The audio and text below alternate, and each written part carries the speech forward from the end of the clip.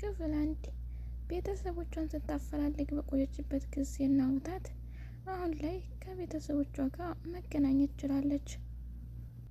ከቤተሰቦቿ ጋር ስትገናኝ ያሳየችበት ሪያክሽን በጣም ከባድ ነበር።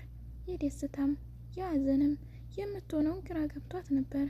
ምን ማለት ነው? እህትና ወንድምም አለኝ? ምንድን ነው? እሷን በድንጋጤ ቆማ እየተመለከተች ነበር። ቤተሰቦቿም ደንግጠዋል።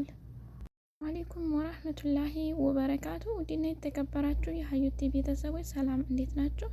እንዲሁም ክርስቲያን ወገኖች ሰላም ብያለሁ። ለዚህ ቻናል አዲስ የሆናችሁ ላይክ፣ ሸር፣ ሰብስክራይብ በማድረግ ቤተሰብ ሆኖ እንዲሁም ከጎናችን ሆናችሁ ለምታበረታቱን በሙሉ ከልብ እናመሰግናለን።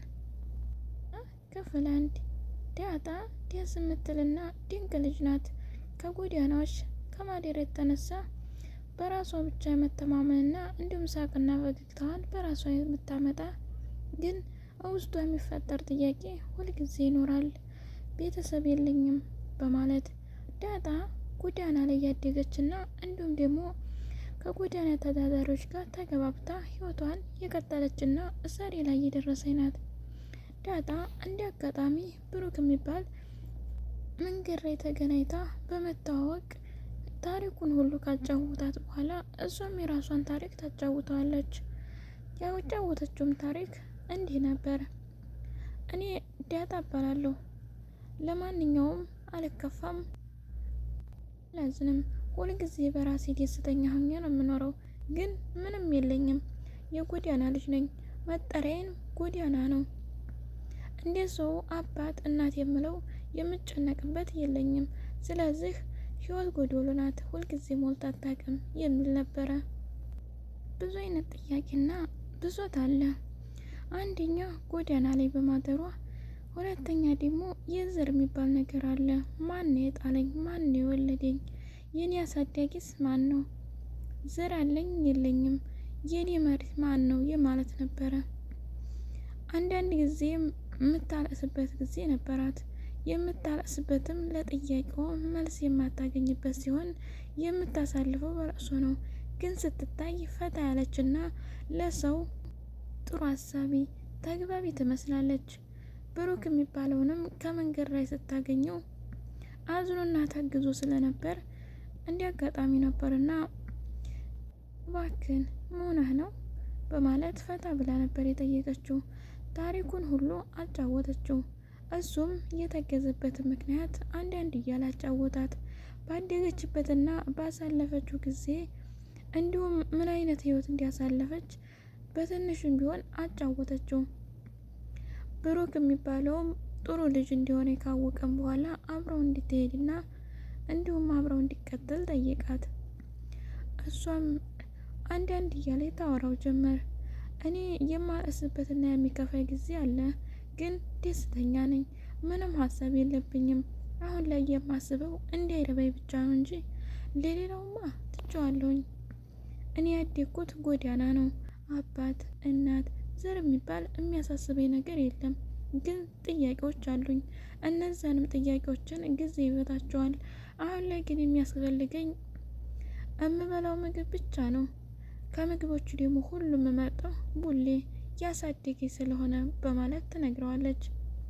ከሚባለው ጓደኛዋም በጣም በመገረምና በመደነቅ እኔም ልጅ አለችኝ፣ አሁን ላይ ግን ታማሚ ሆናብኝ ስለነበረ በጣም ተቸግርና ተጨንቄ ነው። ለዛ ነው ተግዤ ያነሳሽኝ ያየሽኝ። ስለዚህ ነይ ከኔ ጋር አብረን እንቀጥላለን በማለት ምሳ ይጋብዛታል። ምሳ ሲጋብዛትም አንድ ቀንም ጥሩ ምግብና እንዲሁም ደግሞ ከሆቴል እንዲህ አይነት ተመግቤ ስለማላውቅ ደስ ብሎኛል በማለት የምትፈራበት የምትጨነቅበት እንዲሁም ደግሞ ጠየፈው ነገር ስለሌለ በጣም ደስ ብሎታል። ፈታ ያለ ልጅ ናት። ግን የሚመጣባት ነገር አለ። የቤተሰብ ጥያቄ አንዳንድ እያለች እሷም ታሪኳን ማጫወት ቀጠለች። እኔ ጎዳና ላይ ነው የተጣልኩት። ስጣልም ትንሽዬ በጨርቅ ተጠቅልዬ መንገድ ላይ ነበረ። የዛን ያዩ ሰዎች ምንድን ነው ብሎ ሆዴው ሲያዩኝ ልጅ ነበረ። ወንድ ልጅ እንደጣለኝ አውይተዋል። አባቴ ይሁን ሌላም ሰው አላውቅም። ግን ተዛ አንስተው ወደ አጠገባቸው አስጠግተው አሳድገውኛል። ዛሬ ላይ ያደረሱኝ እነሱ ናቸው። ግን እነሱ ቢያሳድጉኝም ግን ማን የወለደኝ? የኔ አባትና እናት በህይወት አሉ የሉም የሚል ጥያቄ አለብኝ። ይህንን ለመፍታትና ደግሞ ቤተሰቦችን ለመፈለግ ለእኔ ሰው ያስፈልገኛል። ስለዚህ አሁን ላይ ያለሁበት ሁኔታ ጎዳና ላይ በማደር ፈታ ማለት ህይወቴን በርዕሱ ሳይሆን ዘና እያልኩኝ የምበላው ብቻ እያሰብኩ ሌላ ነገር ማሰብና ማሰላት አልፈልግም። አንተም ደግሞ ጥሩ ህይወት ነው ያለህ፣ በዛ ላይ ደግሞ ልጅ አለህ። እኔ እንዲያንተ ቤተሰብ የለኝ ልጅ የለኝ በማለት እያነባች ታሪኳን በሙሉ አጫወተችው። ብሩክም ያላት መልስ አይዞሽ፣ አንቺም አባትና እናት ይኖርሻል፣ እኔ ወንድም እሆንሻለሁኝ። ከጠናና ደግሞ አባትና እናትሽ የማይገኙ ከሆነ እኔ አባትሽ ሆናለሁ። አሁን ላይ ግን ወንድምሽ ነኝ። ምንም እንድታለሽ አልፈልግም። ሁላችንም ህይወት ተገለባባጭ ናት። እኛ በአባትና በእናት ብናድግ እንኳ ሌሎችም ደግሞ ልክ እንዲያንቺ ያድጓሉ አላባት አለናት። ስለዚህ አታልቅሽ። ታሪክ ተደጋጋሚ ነው፣ በአንቺ ብቻ ሳይሆን በሁሉም ላይ አለ። እኔም አሁን ላይ ልጅ ወልጃለሁ፣ ግን ታማሚ ስለሆነች እኔ ብር የለልኝም እና የእሷን ለማሳከም ትል ብዙ ዋጋ እየከፈልኩኝና እና መከራ እያየው ነው። ስለዚህ እኔም ብሞት ያቺ ልጅ ጎዳና ትወድቅብኛለ ብዬ እፈራለሁ። የኔ ልጅ ልክ እንዳንቺ ህይወት እንዲያጋጥማት ብዬ ስጋት አለኝ። አሁን ላይ ግን ትግልና ጥረት ከህመሟ እንድታገግምልኝና ወደ ጤንነቷ ከመልሳ እንደ ማንኛውም ላይ ተጫውታ ወርቃ ማየት ስለምፈልግ ብዙ ዋጋ እየከፈልኩ መከራና ስቃይ እያሳለፍኩ እገኛለሁ። እኔን የምታየኝ አሁን ላይ ተግዤ ተሰቃይቼ የምታየኝ በልጅ እንጂ በእኔ አስተዳደግ ወይም ደግሞ አሁን ያለ ህይወት አይደለም። ያንቺም ምንም ልታዝኝና ልታለሽ አይገባም። አንቺ አሁን ላይ ጥሩ ልጅ፣ ተሰው ተግባቢ፣ ደግሞም ጥሩ ጠባይ ያለሽ ልጅ ነሽ። ስለዚህ አብረን እንፈልጋችኋለን፣ እንዳታስቢ፣ ከኔ ጋር ግን አብረሽ መሆን ትቀጥያለሽ ሲላት፣ እኔማ ጥሩ ጓደኛ አገኘሁኝ፣ አንተን የመሰለ ስላገኘው ፈጣሪን አመሰግናለሁ። ወዴት ነው የምትሄደው ስትለው፣ እሱም ምሳ ወደ መብላት ነበርና ወደ ቤቱ ይዟት ሄደ። ከቤቱም ይዟት ሲሄድ ጥሩ መኝታ፣ መቀመጫ፣ የተዘጋጀ ነገር ሁሉ ስላየች ደስ አላት። ምግብም ለብቻዋ እስከምትጠግብ በልታ ስለማታውቅ ሁሌ ስለምትበላ በጣም በድንቅና በደስታ ምሳ በሉ አብረው። ከቤትም ተገባይ በኋላ ፈታ ያለች ናት። መፍራት መጨነቅ አትፈልግም። ታሪኮቿ በተነሱ ጊዜ ብታነባ እንኳን ግን በሌዛ ሰዓቶች መተገዝና ማልቀስ አትፈልግም። አብዛኛውን ከሁሉም ሰው ጋር ፈታ ማለት ነው የምትፈልገው። ስለዚህ ብሩኬ ልጅህንም ሌለህ እሷ ናት ጥሩ ልጅ ያለች ስታምር በማለት ተግባባች። ዳኒ የሚባል ጓደኛውም እንዳለው አስተዋወቃት። ከቤት ሰራተኛ ደግሞ ቅድስት የምትባል ነበረችና ከእሷም ጋር ተዋወቁ። ለጊዜው ባይግባቡ እንኳን ግን እሷ ለመግባባት ያላት ጥራት በጣም ከፍተኛ ነበር። በመዋል በማደር አብሮ መቀጠል ጀመሩ። ከቅድስትም ጋር ተግባቡ፣ ተስማሙ።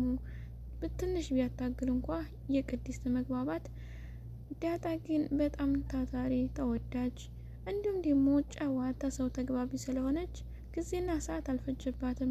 ከምሳሌም ጋር ከቅድስትም ከሞገስም ጋር ጥሩ ግንኙነት ያላለች ሆነች። ብሩክንም አይዞ በማለት በማበረታታት ልጁን ለሕክምና እንዲበቃና አሳክሞ እንዲመለስ ምክርና እንዲሁም ደግሞ አብረው ፈታ ማለት ትፈልጋለች። በዚህም አጋጣሚ እሷም አብራቸው ብዙ ዋጋና መከራ ብታይም ብሩክም ልጁን ለማሳከም በቃ ከሕክምና አሁን ላይ ተመልሳ ጤንነት ላይ ትገኛለች። እሷም ደግሞ ብዙ ስቃይና መከራ የበላችበትን ታሪኳን ሁሉ ለብሩክ ጓደኛ ለሞገስም ነገረችው። ሞገስም የራሱን ታሪክ አጫወታት። ልክ እኔም እንዳንቺ አለኝ፣ ግን እኔ ጎዳና ማደር፣ ስቃይና መከራ ማየት እንዲሁም ደግሞ የምመገባቸው ምግቦች ማጣት ሳይሆን እራስ የምትወደኝና የልጅነት ፍቅረኛ ነበረችኝ። አሁን ላይ በፊት በልጅነቴ ምንም ስላልሰማሁትና ቦታ ሰጥቼ ስላላዳመኳት ሄደች። አሁን ላይ ግን በሷ በተናገረች ቃላቶች ሁሉ በእሷ ልክ ፍቅረኛም ስላላገኘው የእሷን ሀሳብና እንዲሁም የተናገረችኝን በማሰላሰል ይዋለሁልሽ። ስለዚህ አትጨነቂ፣ እኔም ብዙ መከራ አይቻለሁ በማለት ሞገስም አዋያት። ሞገስም ጋር ከተመካከሩ በኋላ አሁን ላይ የጓደኛ የብሩክ ልትታከም ጨርስና የኔንም ፍቅረኛ እንፈልጋታለን፣ ያንቺንም ቤተሰቦች እንፈልጋቸዋለን። ስለዚህ አብሽሪ በማለት ቡና ይሆናል። ግን እስከ ዛሬ ስትቀመጪ ምን እያደረግሽ ነበር? ስራሽስ ምንድን ነው ይላታል። ዲያጣማ እኔ ምን ስራ አለኝ ብለህ ነው? ምንም አልሰራም። ያደግኩበት ጎዳና ነው። ከማንም ሰው ጋር ተግባብቼ መኖር፣ ያገኘሁትን መብላት፣ እንዲሁም ደግሞ አሉ አይደለም ካሉት ላይም ላጥ አድርገን እንጠፋለን። በህይወት የምፈራው ግን ፖሊስ አልወድም። ፖሊስ ታየሁኝ በጣም ነው የምጨነቀው እንጂ ሌላ ምንም አልፈራም። ያችንም ላስታረግን በኋላ እንደ ልባችን የፈለግነው ነገር ሰርተና መብላት እንችላለን። እንደዛ ነው ያደግኩት በማለት ታጫውተዋለች። ሞገስም ከብሩክ ጋር ያለው ግንኙነት አይነሱ ማስፈለጉን ስለሚያውቅ ነገራት። አብረሽ እንድትቀጤና ከእንግዲህ ወዲያ እኛም ከጎንሽ እንሆናለን፣ አንቺም ከጎናችን ሁኚ፣ ከእንግዲህን የአንቺን ቤተሰቦች እንፈልጋለን፣ የእኛንም ህይወት አብረሽ ትካፈያለች በማለት ይነግሯታል። ዳጣም በደስታ ተቀበለች። የደስታ እንባ ነባች። ልክ ቤተሰቦች እንዲያገኙ ቀድር ነው ደስ ያለኝ። ነገ ተነገ ወዲያ የወለዱኝም እንደሚገኙ አልጠራጠርም። ግን እኔን ሰው ነው የወለደ በሚልም የመሀል ጥያቄ ታቀርባለች። ሰው ሆኖ ከሰው እንጂ የሚፈጠረው ከሜዳ አይደለም። ጎዳና ብታድሪ ከጎዳና አይደለም የተፈጠርሽው ተሰው ነው። ስለዚህ ያንቺ አባት እናቶችም ይኖራሉ፣ አታስቢ በማለት ብሩክም እያጠነካከራት ነበር። አሁን ላይ የብሩክም ልጅ ስለታከመች ሞገስ ፍቅረኛውንም አግኝቷል። ግን የራሱ አድርጎ ባይችል እንኳን አብረው እንዳለች አሁን ላይ እናውቃለንና የዲያጣንም ቤተሰቦች ማግኘት ስላለባቸው መፈላለግ ጀመሩ። ከተጣለችበት ቦታ እንዴት እንድትጣለችና እንዴት እንዳደገች ከቦታው ላይ ሄደው አጣሩ። ቤተሰቦቿ ይሆኑ አይሆኑ አናውቅም፣ ግን ከዚህ ቦታ ወጥቶ ወንድ ልጅ እንደጣላት ነገራት። እሷም ጠረጠረች። ወንድ ከሆነማ አባቴ ይሆናና እናቴ ያልጣለችኝም፣ ስለዚህ እናት እኮ ልጇን አትጥልም። አይ ስለዚህ እናቴ መፈለግ አለብኝ፣ አባቴ ግን ለምን እንደጣለኝ ይጠይቀዋለሁ፣ ላገኘው ብቻ በማለት ነበር። በማፈላለግም ላይ ቦታውን አገኙት። ያን ቦታ ድሮ የሚኖሩበትና አሁን ላይ ግን ቤቱን ሽጠው ሌላ ቦታ እንደሚኖሩ ተነገራት። ያንንም በማፈላለግ ቀጠለች። እንደ አጋጣሚ የገዙትንም ቤት አገኘችው። ከሞገስ ጋር ሲያፈላልጉም ከቆዩ በኋላ ስታገኘው ጎዳና ማደሯን ስታስብ በማልቀስና በማንባት ትፈልገዋለች። የሆነ በር ተጠቆሙ፣ እዚህ ይኖራሉ በማለት ያንን በር ማንኳኳት ጀመሩ። ብቅ ብሎ ተለቅ ያለ ትንሽ ሽበቱ ያዋረረ ሽማግሌ በሩን ከፈተላቸው። እዚህ ቤት አንተ የኔ አባት ነህ በማለት ነበር ጥያቄዋ። ሰውየውም ይሄ ይሆናል ብሎ ስላላሰብና ስላልጠረጠረ አንቺ ደግሞ ማነሽ? ከየት መጣሽ? እኔ አላውቅሽም፣ ውጭልኝ በማለት ነበር። እሷም በመናደድና በመጮህ ገፍትራው ገባች። ከቤት ውስጥ ስትገባ ግቢው ቤቱ በጣም ያማረና የተዋበ ነበረ።